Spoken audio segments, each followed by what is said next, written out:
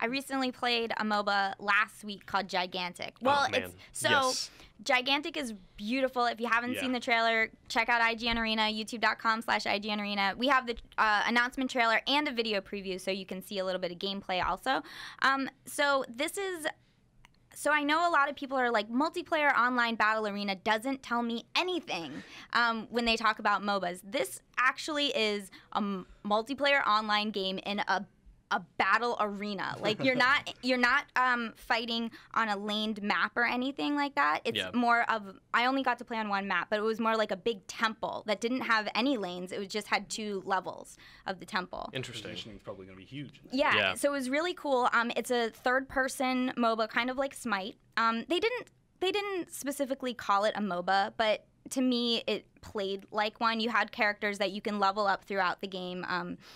By killing other players. Battleborn is a hero brawler. A hero exactly. shooter. So, but the terminology is going to change. That said, Gigantic didn't have towers and it didn't have creeps, so it definitely seemed more like a hero brawler or a battle arena game than a straight up, like Dota or League of Legends or even Smite. But it's got similar ideas, right? Like instead of the Ancient, you have this giant monster that you're kind of carting through the map. Indeed. So that's what that was. The giant dragon we saw, or like the griffin. And the griffin. Yeah. So those are the Gigantics and Gigantic. They're called Guardians. But indeed. So the basic goal of the game is that you and your Guardian are trying to kill the other team and their Guardian, and to do that, you make as you and your team kill one another and use these summon stones to summon creatures that also aid you, which are kind of like towers a little bit, but not really. You earn power for a power bar, and once your power bar is all the way full, your Guardian will start running across the temple, and it can like change the terrain. So it's so big it will like crush a bridge, and now you can like run up the bridge that got left behind, or the debris or whatever. So it opens up different parts of the map, and then it will go over to the other Guardian and sort of beat it down, and then your team has to beat the other Guardian while its heart is exposed. And you only have a certain amount of time to do it. Yeah, exactly.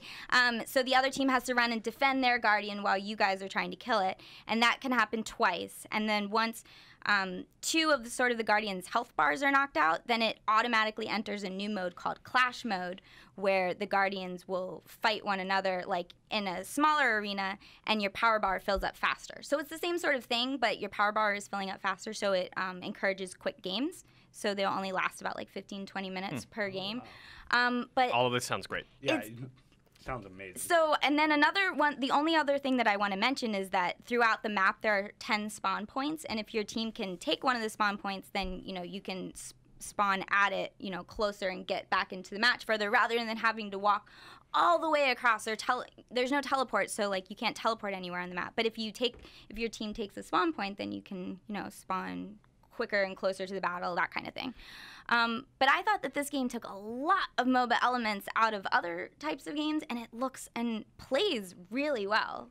So what do you guys think based on that super quick description? Yeah, I read your preview, saw your video preview, and when you came back to the office and started talking about this game, I was like, no, I don't know that I need like another fringe tier MOBA. Like there's so many that are chasing League of Legends and chasing Dota, and it's great because we're seeing some do some interesting things, but it is becoming a little bit overwhelming. So it's nice to see that this is doing something kind of different in a major way. Plus, it's really pretty. It's really pretty. Wow. I saw that trailer and it was just, am I watching a movie? What is going on? It's amazing.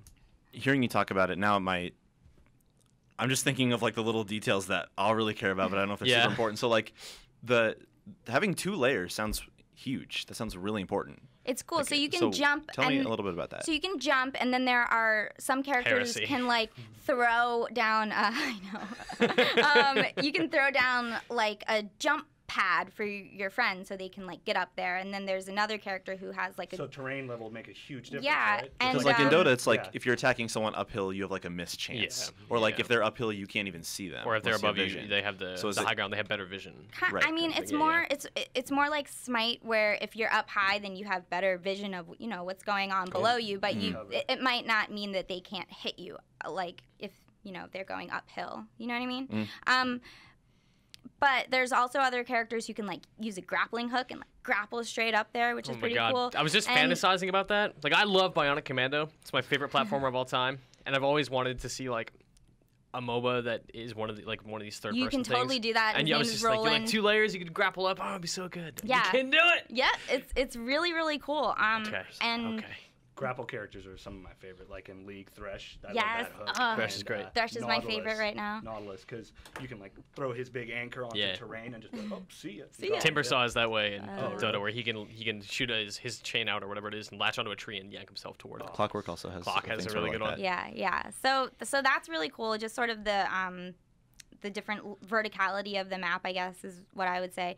And something that was kind of encouraging was that they're developing lots of maps, they said. So it's not just going to be this one Rune Temple type of map. There's going to be a bunch with a bunch of different game modes and stuff like that. So there could be a more traditional MOBA map on the way, who knows? But they definitely want to, Motiga is the developer. It's a brand new developer. They announced the game and themselves in the same day.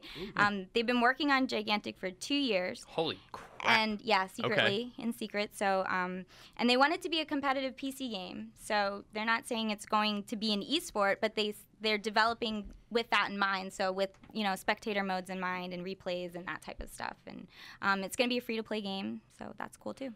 Cool. One more question. Yeah. So when your Guardian runs off across the map, does it break the same things every time, or is it? I had a question. Yeah, it did seem to break. Well, it was more like it will break the same things each game. Is that what you mean?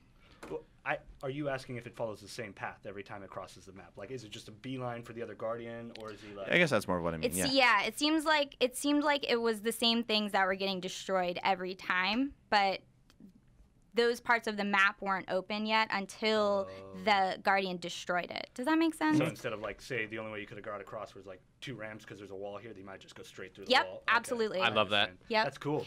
So as the game progresses, like you have more options of strategy sort of open up because of what's going on. That's almost like a replacement for the towers too, is having something in the way that this thing has to punch through before you can proceed. That's a cool point. Yeah. Yeah, and there are creatures that you can summon that will block your way, that will deal damage to you, and you have to get through them and stuff. And like buff creatures, can you like summon a creature who will give you like increased attack speed? Yep.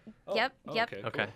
You can. Yeah. Awesome. You thought you were so smart. I thought I was like, did they do this? And they're like, yeah, we did all of that. It's really cool. So check that preview out, youtube.com/IGN Arena. I really liked it. I'm excited to see more from Gigantic. Me too. I played a lot of upcoming MOBAs lately, and this is the one that I'm most excited about, I would say. So yeah, I think it looks cool. There's like a bird man with a sword and a cat on his shoulder. That guy, I'm all about that. It snuggles him, and he's all like, "Yeah, I'm Are you cool." Swain from League of Legends? He's like an owl ninja with a kitten.